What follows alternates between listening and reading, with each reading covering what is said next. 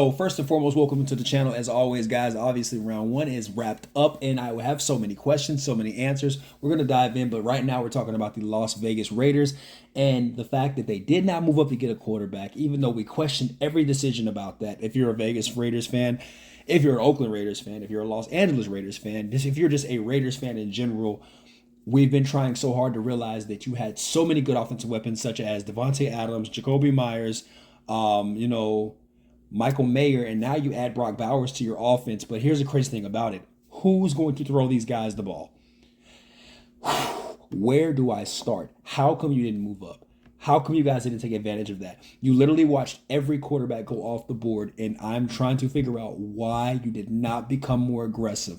Why did you not make the call to Los Angeles Chargers? Why did you make the call to the Giants? Why did you make the call to the Vikings? You should have traded up and got a quarterback, because I do believe that Brock Bowers definitely would have fell in this draft.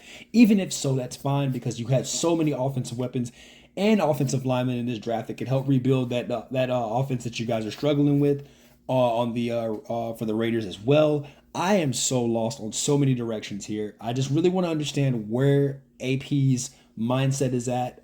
Just kind of a detriment to being at pick 13. And adding Brock Bowers is not a bad pick. It's really not. It's not as bad as you think.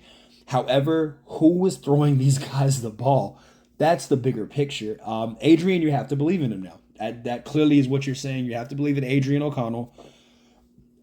He's going to have to step up, be huge. Are you tanking next year? This is a lot to say for a first-round pick, obviously. I know could be overreaction, underreaction. Doesn't really matter, because at the end of the day, we all know going into this draft, if AP and the boys would have definitely made a bigger move up to try to draft a quarterback, they could have snagged the Bo Nix. They could have snagged the Michael Penix.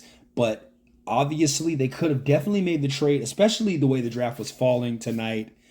They should have definitely made that trade with Atlanta to definitely move up to number 8. The Jets looked like they were available to make a trade as well. Obviously, they swapped with the Vikings.